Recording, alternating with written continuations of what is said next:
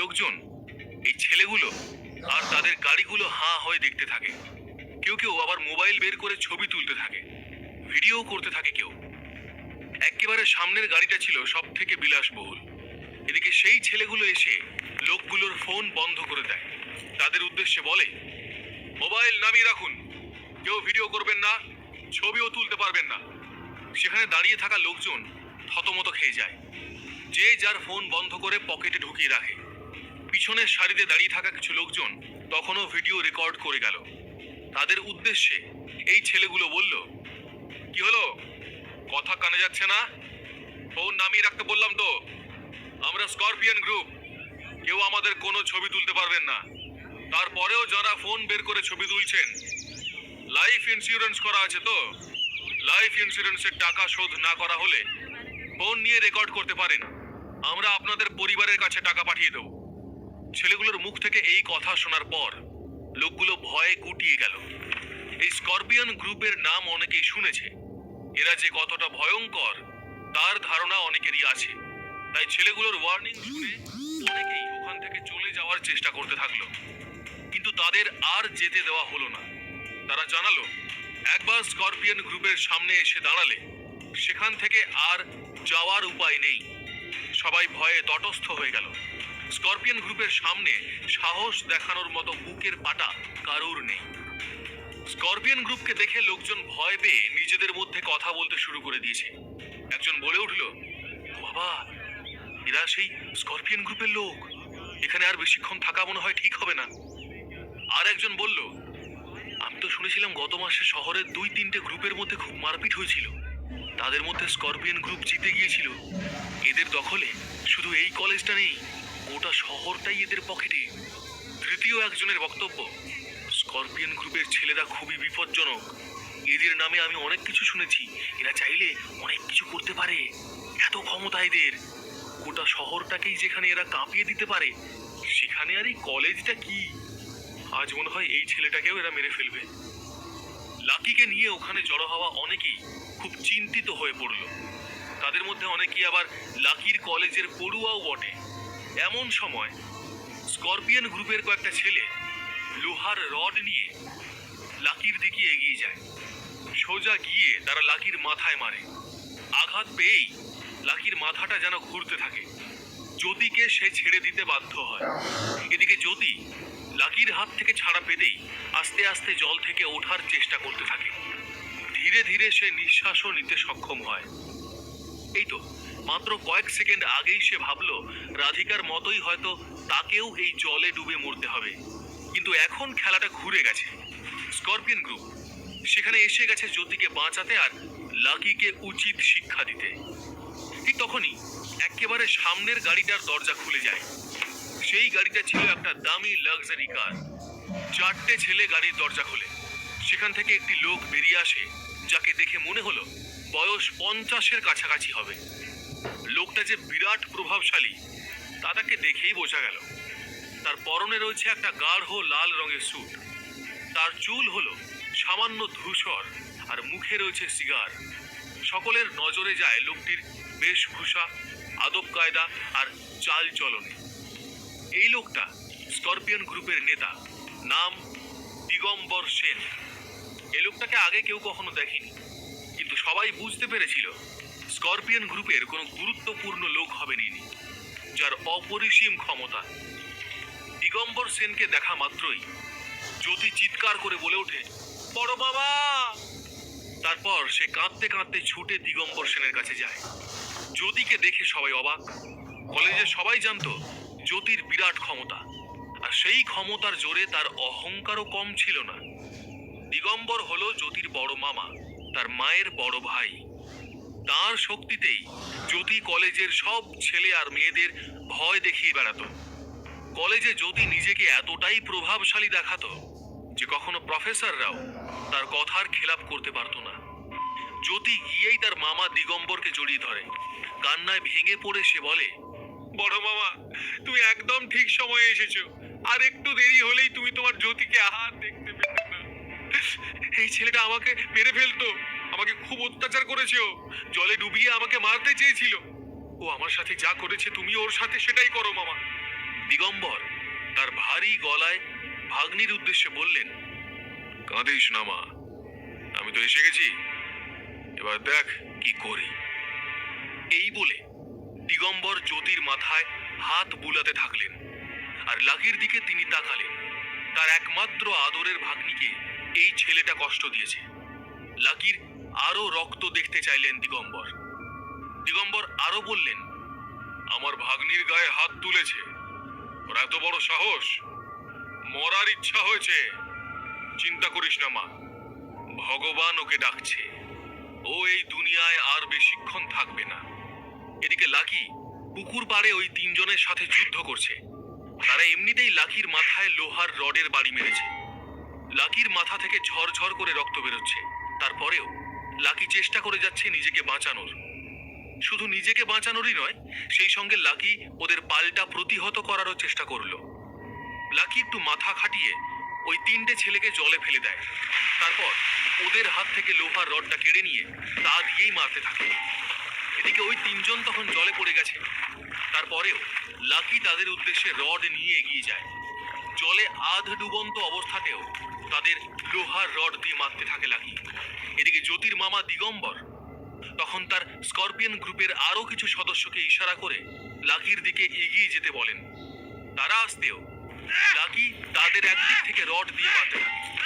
একজনের গলায় মোটা একটা সোনার হার রয়েছে, যা শিকলের থেকে কোনো অংশে কম যায় না। লাকি সেটাকে তার গলায় পেঁচিয়ে ধরে থাকে। যতক্ষণ না সে সেখানে দেহ রাখলো, লাকি ততক্ষণ ওই শিকলটাকে ধরে রাখলো। ওদিকে পুকুরে যে তিনজন লাকির ভয়ে ডুব সাঁতার কাটতে থাকে, পারলে সাঁতরেই তারা এখান থেকে পালিয়ে যেতে পারলে ভালো হয়। লাকির কাছে আর আসার সাহস হলো না তাদের। লাকির এমন ক্ষমতা দেখে স্করপিয়ন গ্রুপের অন্যান্য সদস্যরা ভয় পেয়ে গেল। দিগম্বর ইশারা করলেও অনেকে আর যেতে চাইল না, যদিও লাকির এই শক্তি দেখে ভয় পেল। এদিকে শিকল দিয়ে গলায় পেঁচিয়ে ওই লোকটাকে মারার পরেই লাকি তার পিছনের আর একটা লোককে রডের বাড়ি মারে। মাথায় আঘাত লেগে সে মাটিতে লুটিয়ে পড়ে। কল কল করে রক্ত বেরোতে থাকে তার মাথায়।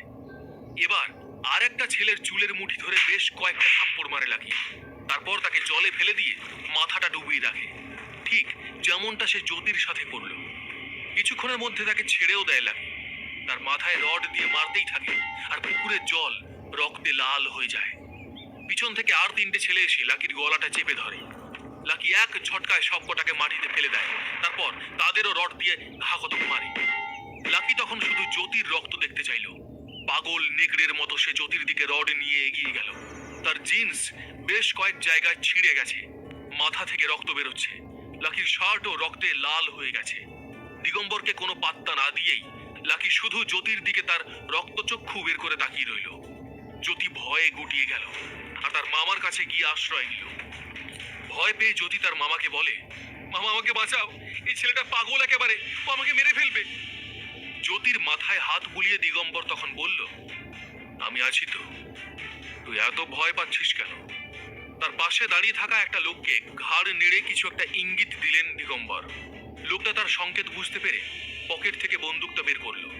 দিগম্বর আর একটা সংকেত দিতেই লোকটা বন্দুক লোড করে লাকির দিকে তাক করলো।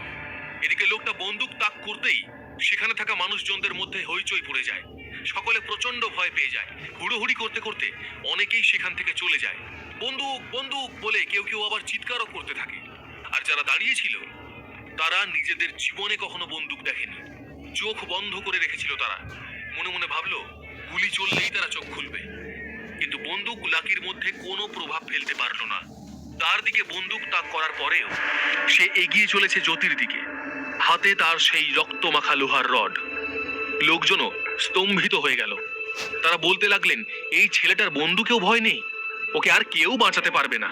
এদিকে লাকি এগিয়ে আসছে দেখেই বন্দুকধারী লোকটা একবার দিগম্বরের দিকে তাকালো, আবার জ্যোতিও তার মামাকে চেপে ধরল। এবার দিগম্বরের মনেও একটু যেন ভয় গ্রাস করলো। তিনি যখন দেখলেন বন্দুক দেখানোর পরেও লাকি এগিয়ে আসছে, তিনি পরিষ্কার বুঝে গেলেন এই ছেলের ভয় ভীত নেই। দিগম্বর বললেন, আরে তোর কি বন্দুকেও ভয় নেই? বড় বড় চোখ করে আমার দিকে তাকাচ্ছিস কি? তোকে এখানেই আজকে মেরে ফেলবো, কেউ তোকে বাঁচাতে পারবে না। তারপরই তার ওই সাগরেদের দিকে ইশারা করে দিগম্বর বললেন, ফায়ার! দিগম্বরের কথা শোনা মাত্রই লোকটা লাকিকে টার্গেট করলো। বাগান আর পুকুর পাড় জুড়ে গুলি চলার বিকট একটা শব্দ হলো। গাছের পাখিগুলো এক নিমেষে সেখান থেকে উড়ে গেল। আহ! শব্দটা শুনে সবাই তাদের চোখ খুলল, তাকিয়ে থাকলো সবুজ ঘাসের দিকে। গুলিটা সরাসরি লাকির বুকে এসে লাগলো। মুহূর্তের মধ্যে সে সবুজ ঘাসে লুটিয়ে পড়ল। তার বুক থেকে গল গল করে রক্ত বেরোচ্ছে, জামা রক্তে ভিজে গেছে। বুকের কাছে তৈরি হওয়া ক্ষত থেকে যেন রক্তের ফোয়ারা বেরোতে থাকে। লাকি শুয়ে শুয়ে কাতরাতে থাকে, আর সবুজ ঘাসও ধীরে ধীরে যেন লাল হয়ে যেতে থাকে। লাকিকে কাতরাতে দেখে জ্যোতি মনে মনে খুব খুশি হলো। চরম শান্তি পেল সে, আর ভাবলো এবার ঠিক করে শ্বাস নিতে পারছে। আর লাকি যেন তখন বীর দর্পে লড়াই করে সেই সবুজ ঘাসে নিজের শেষ মুহূর্তগুলোর সঙ্গে যুদ্ধ করছে। অনেক করে ওঠার চেষ্টা করছে লাকি, কিন্তু কিছুতেই পারছে না। তারপর সবাইকে অবাক করে দিয়ে লাকি মাটি থেকে উঠে দাঁড়ায়। আবার লোহার রডটাকে সে হাতে নেয় আর মুখ মুছে জ্যোতির দিকে এগিয়ে যেতে থাকে। লাকির এক হাত বুকে আর একটা হাতে সে রডটাকে ধরে থাকে। দিগম্বর লাকিকে আবার এই অবস্থায় দেখে যেন জ্ঞান হারালেন। আবার জ্যোতিও ভয় কুঁকড়ে ওঠে। এদিকে সেখানে যেসব মানুষজন দাঁড়িয়েছিল তাদের মুখে যেন এক অজানা হাসি ফুটে ওঠে। এমন দৃশ্য তারা টিভির পর্দায় দেখেছে, বাস্তবে এমনটা কখনো তারা দেখেনি। এদিকে দিগম্বরের মনে হলো প্রথমবার কেউ যেন তার কর্তৃত্বকে চ্যালেঞ্জ করছে। তিনি চিৎকার করে লাকিকে বলেন, এই তুই যেখানে দাঁড়িয়ে আছিস সেখানে দাঁড়িয়ে থাক, আর এক পাও এগোলে তোকে আমি মাটিতে পুঁতে দেব। লাকি তার কথা কর্ণপাতই করলো না। সে রড হাতে নিয়ে এগিয়ে চলল। বন্দুকের একটা গুলি যেন তার জন্য অনেক কম পড়ে গেছে। এমনিতেই রাধিকার মরে যাওয়ার দুঃখে তার বুক ঝাঁঝরা হয়ে গেছে, সেখানে একটা গুলি আর তার জন্য কি বা করতে পারে। দিগম্বর দেখলেন এই হুমকি শুনেও লাকি থামলো না। জ্যোতি দেখলো এবার ব্যাপারটা তার মামার হাত থেকেও বেরিয়ে যেতে পারে। তার মনে হলো সব সত্যি কথা মামাকে এখনই তার বলে রাখা দরকার। যেমন ভাবা তেমন কাজ। জ্যোতি যখন দেখছে লাকি তার দিকে আরো এগিয়ে আসছে, সে তখন তার মামাকে পুরো বিষয়টা পরিষ্কার করে বলে। সে জানায় রাধিকাকে জলে ডুবিয়ে সে মেরে ফেলেছে। সে এটাও বলে যে রাধিকাকে মেরে ফেলা কখনোই তার উদ্দেশ্য ছিল না, কিন্তু সে এতটাই মত্ত হয়ে গিয়েছিল যে বাস্তব জ্ঞান হারিয়ে ফেলেছিল। জ্যোতির মুখ থেকে এই কথা শোনার পর দূরে রাধিকার দেহ যেখানে পড়েছিল সেখানে একবার তাকালেন দিগম্বর। প্রচন্ড রেগে গিয়ে তিনি বললেন, এই বোকা ছেলে, একটা মেয়ের জন্য তুই এতটা পাগল হয়ে যাচ্ছিস? ও মরে গেছে তো কি হয়েছে? তার মানে কি তুই আমার মেয়ের জীবন কেড়ে নিবি? ওই মেয়েটার মৃত্যুর মূল্য কি আমার মেয়েকে দিতে হবে? লাকি তার কথা শুনলো। কিছুক্ষণের জন্য সে দাঁড়ালো, তারপর আবার এগিয়ে গেল তার লক্ষ্যে। রডটা আর বইতে পারলো না লাকি। ঘাসে শুইয়ে শুইয়ে রডটাকে টেনে নিয়ে হাঁটতে থাকলো সে। দিগম্বর দেখলো এত কিছুর পরেও এর থামার কোনো লক্ষণ নেই। তিনি আবার বলেন, এই আমার কথা তোর কানে যাচ্ছে না? তুই কি পাগল হয়ে গেছিস? দিগম্বরের গলাও কেমন যেন শুকিয়ে গেল। একটা বাচ্চা ছেলে তাকে এইভাবে চমকাচ্ছে। বিষয়টা তার কাছে প্রেস্টিজ ইস্যু হয়ে গেল। তার মনে হলো এর থেকে লজ্জার আর কি হতে পারে। এই অপমান তিনি সহ্য করতে পারলেন না। চরম রাগে তিনি কাঁপতে থাকলেন আর চিৎকার করে তার ওই সাগরেদকে ডাকলেন, প্রতাপ! আর বললেন, ফায়ার! প্রভুর নির্দেশ মতো বন্দুকধারী লোকটি আবার গুলি চালায়। বলে লাকি ফের মাটিতে লুটিয়ে পড়ল।